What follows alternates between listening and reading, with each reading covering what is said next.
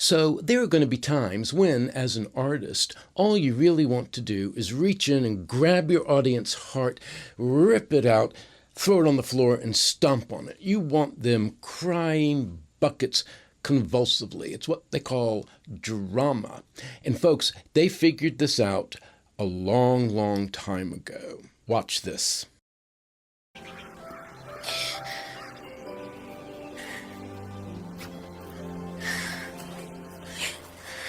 Go on, buddy.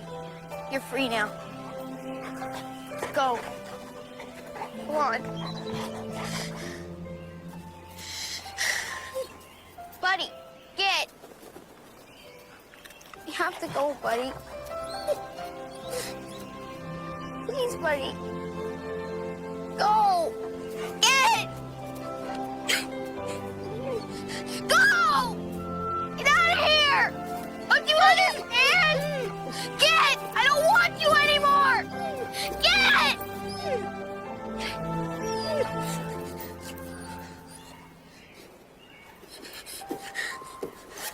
You wanna play, buddy? Yeah, good boy. Come on, buddy. Yeah, good boy. Just like we always do.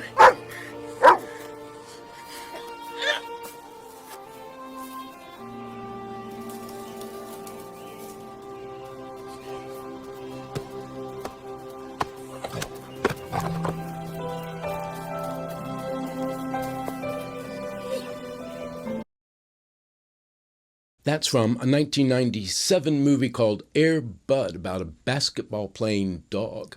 And the little boy obviously does not want to send the dog away, but for some reason having to do with the plot, he's got to send him away. It's for the dog's own good, and it's breaking the little boy's heart. But he sees the dog isn't going to go away on his own. He has to shout, he has to get angry, and then he has to lie.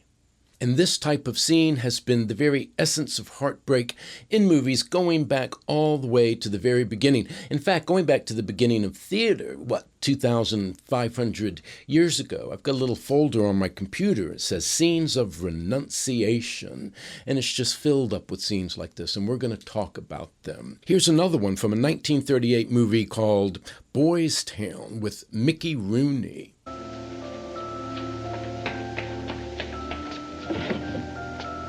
It's in the middle drawer, Pee-wee.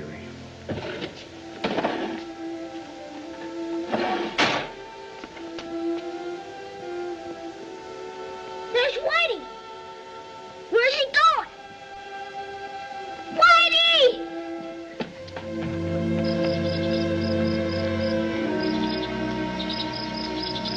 Wait, Whitey! Hey, wait for me, Whitey!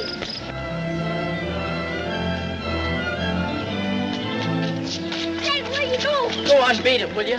You run away? Sure, I'm blowing the plant. Go on back, will you, Pee-wee, where you belong? That's a good kid. On your way. But Mommy's pal, ain't we? Oh, go on and beat it, will you? Go ahead. I'm your pal, Whitey. Everyone. Oh, I can't be bothered. Go on and beat it, will you? No, I want to go with you. Oh, go on, beat it. No, I want to go with you. Go on back and stay, will you?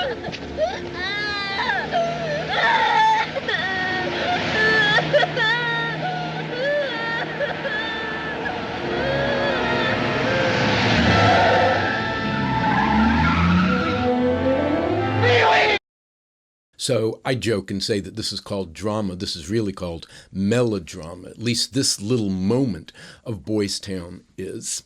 But melodrama or not, it still works. There's something about it that gets under your skin, even if you have all of the, sophistication to build up walls and defenses against this kind of thing. It still can bring a little lump to your throat while you're watching it.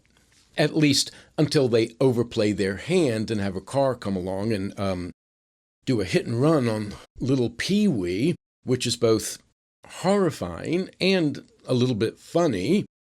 But that's, But these scenes of renunciation, they're still doing them. And they give actors a great chance to do the two things, to do some great layered acting, which is just doing two things at the same time because they have to play the surface of get away from me, I don't like you anymore, and what's going on underneath, the love and the heartbreak.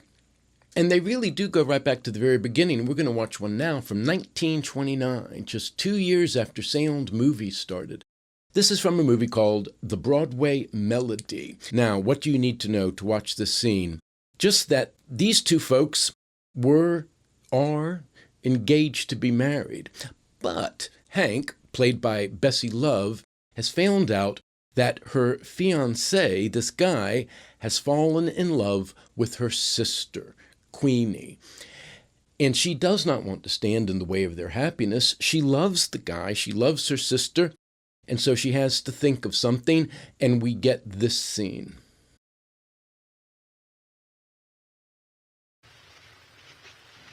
Say, what kind of a sap are you anyway? What do you mean? You're gonna let a John like that steal her away from you because he's got a little more jack? Well, if you do, all I can say is you're a rotten quitter. You love her, don't you? Oh, don't lie to me. I know you do.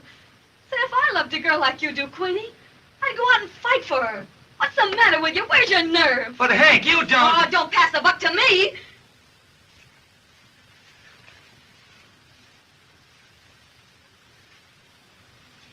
Say, what do you think I've been meaning all along?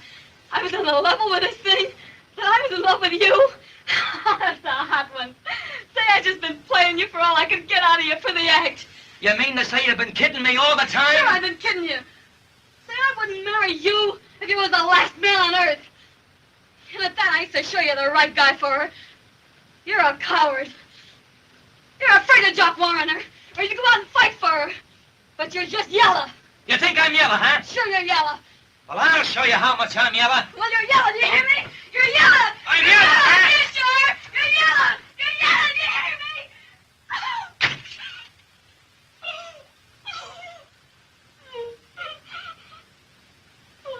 Eddie, you're not yellow. Now, hold on. I haven't finished the scene. There's just a little bit more. But I know what you're going to say. This is not good acting. Why did you bring the scene in here? Well, it's a little bit more complex than that. Just a little. The guy, Charles King, is doing the very end of silent movie acting. But Bessie Love is doing the very beginning of talking picture acting. She is at the forefront of a new style. And the reason I brought the scene in is not what I just showed you, but the rest that's coming now.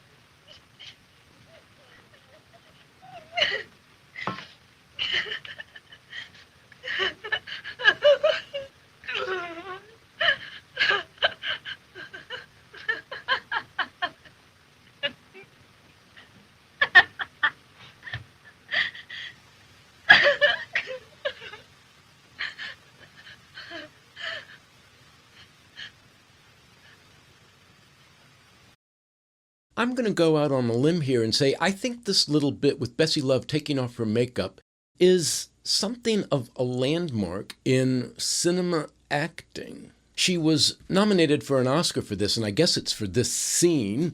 And I really like the way that she doesn't indulge in her tears. She can't stop the tears from coming, but she's sort of ignoring them, and she's getting on with the work that she has to do. She has to take off her makeup, and she pins her hair, and she puts on the cold cream and all of that. And then, right in the middle of this, extravagant sob session, she's suddenly laughing, and then it stops again. And this strikes me as as some pretty modern acting. Now, there might be people who, know the stuff in detail that can say that, no, this was done before, but I can't think of anything in the silent era that compares to the complexity of this little psychological moment with Bessie Love in the Broadway Melody. I don't know, maybe Louise Brooks.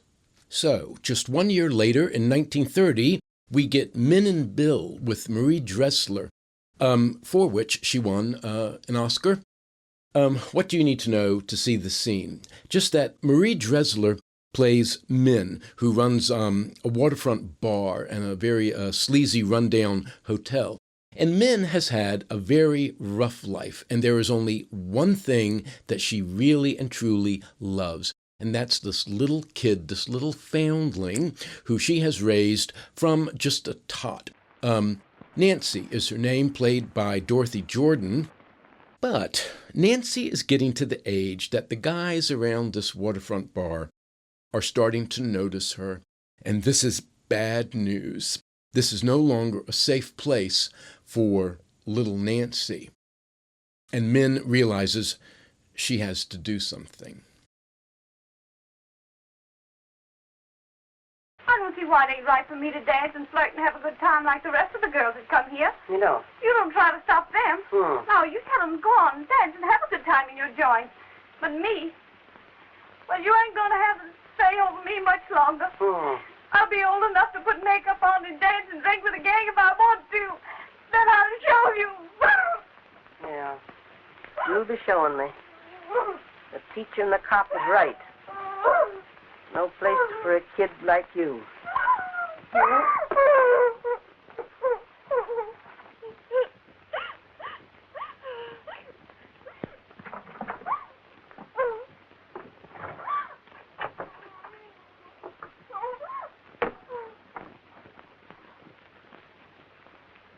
What are you doing?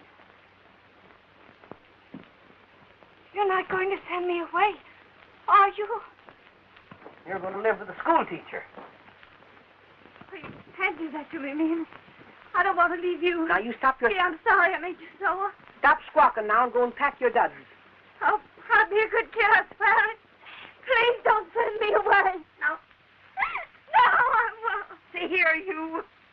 I'm sending you away because I don't want you to make me no trouble. Well, I don't care nothing about you. Just me. Go on now. You ain't got no time to lose. No, we ain't got no time to lose. Go on. Don't send me away. Now, you listen to me. No. You needn't think she's no common kid. Oh, no. Her father was a doctor in the Northwest someplace, and her mother brung her on here when he died. When she drifted in here, she was dying when she come to this place. Well, that's all there is. You see, she ain't legally mine, and so there won't be no papers to sign, no nothing. But I am yours, Min, just like your own kid. You can't send me away. Why, this is a swell joint. Gee, if you can't be happy here, you're dumber than I thought you was. Well, that's all there is to tell. I guess I'll beat it. Please. Come on away. I got my work to do. Min, please.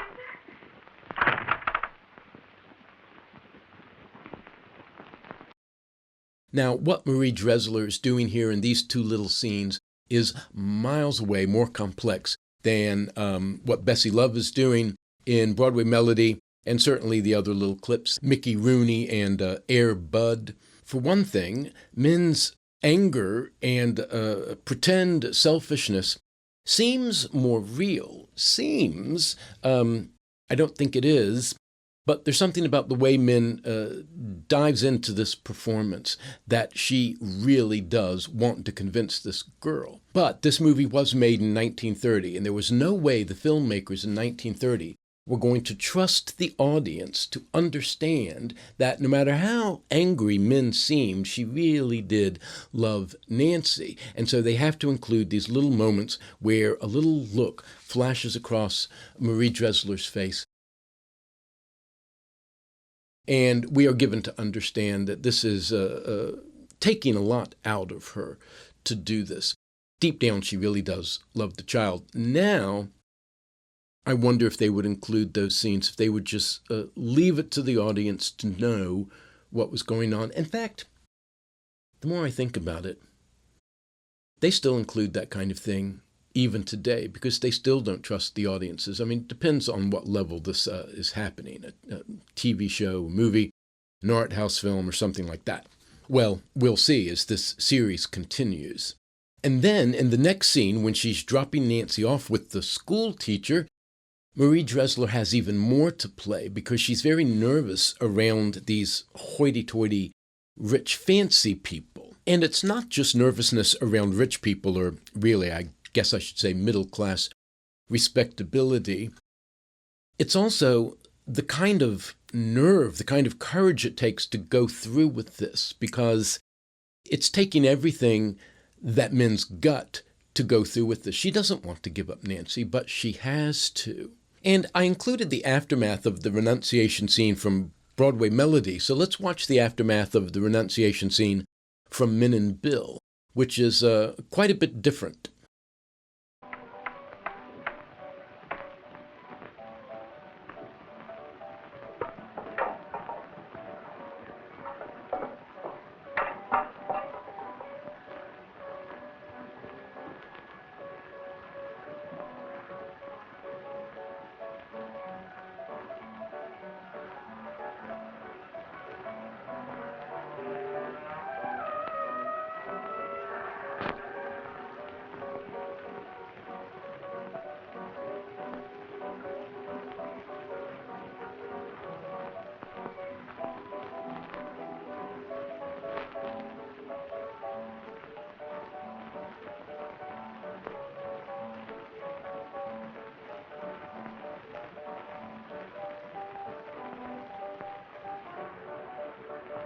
It's a little unfortunate that Marie Dressler is not remembered today quite at the forefront of this very early golden age set of actors. But the funny thing is when people see her now, when they stumble upon a Marie Dressler movie, and there's not a whole lot, she becomes a star all over again. When people see Marie Dressler in one of her big movies, in Min and Bill, in Tugboat Annie, in Dinner at 8, she becomes a star again, anew.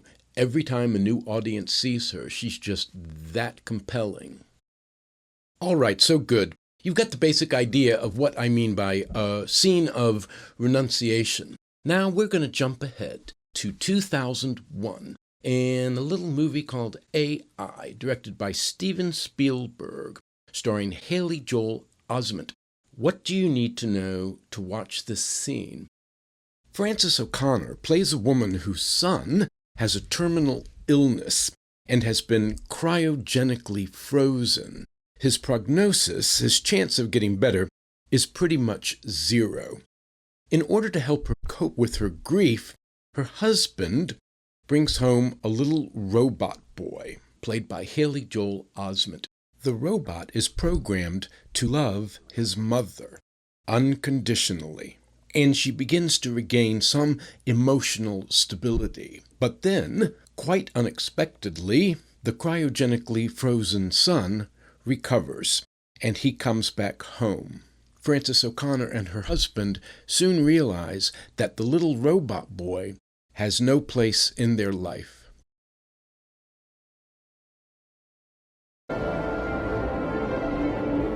Where are we going? Someplace nice?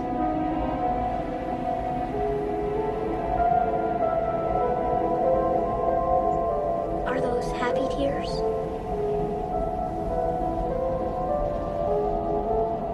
What's for dinner tonight? You know you don't eat. Yes. but I like sitting at the table.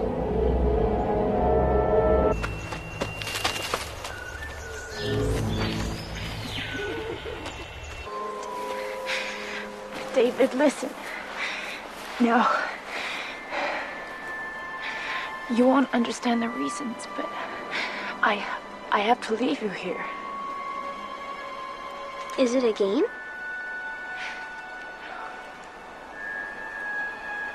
When will you come back for me? I'm not, David. You'll have to be here by yourself. Alone? With Daddy.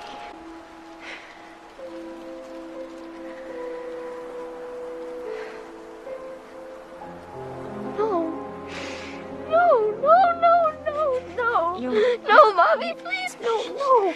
Please, no. They would Mommy, destroy no. you, David. No, David, Mommy. they're gonna Mommy, no. I'm sorry I broke myself. I'm so sorry I cut your hair off.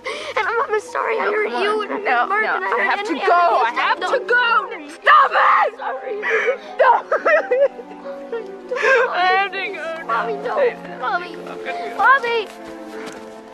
Mommy, if Pinocchio became a real boy and I become a real boy, can I come home? That's just a story. The story tells what happens. Stories are not real. Not that Mommy is real. Look. Take this, all right? Take this. Don't let anyone see how much it is, all right? Now look, don't go that way, all right? Look! Don't look at me! Look! Don't go that way, all right? Go anywhere but that way or they'll catch you. Stay away from all people. Only others like you. Only Mecca are safe. Now gotta go. Why do you want to leave me? Why do you want to leave me? I'm sorry I'm not real. If you let me, I'll be so real for you. Go. No, David. Let go!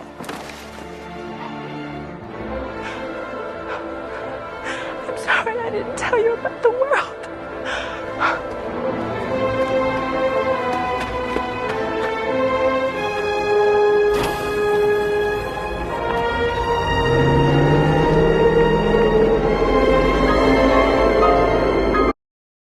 So first, just let me say that Haley Joel Osment is mind-blowing in AI. If you haven't seen it, go out and watch it.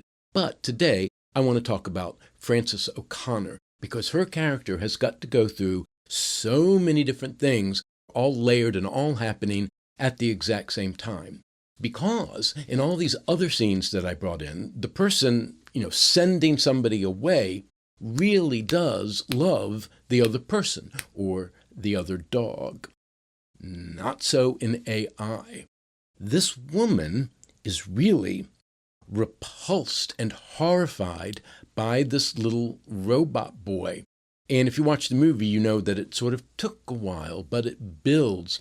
And you can see what's going on is that she cannot wait to be rid of this monster, but also she can't help but feel all the heartbreak of this child. And she sees what the boy, the robot, is going through, and she feels something for him, but right up against it is her absolute disgust. And she tries to hide it from the little robot boy, but it comes out, like when she says, "You know you don't eat."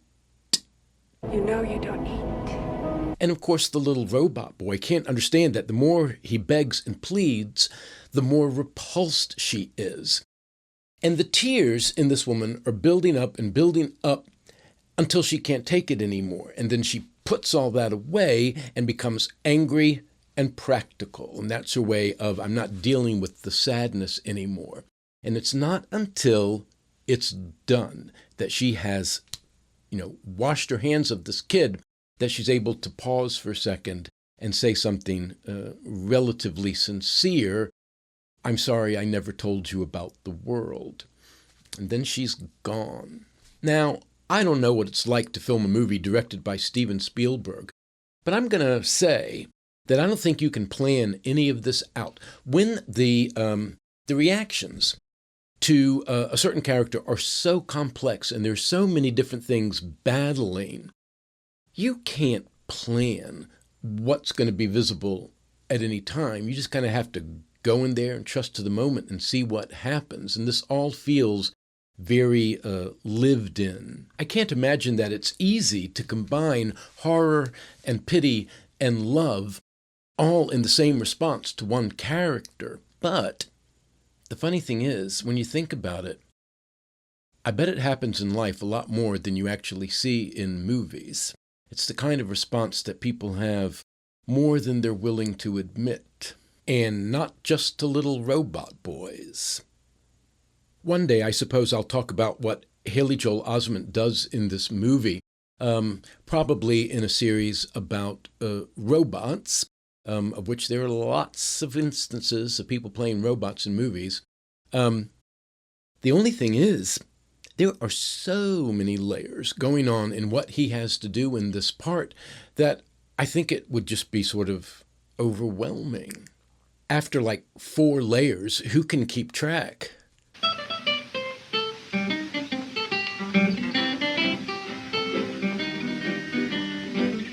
Truthful Parson Brown, living in a southern town, for doing good and talking good, he was known around. He had a most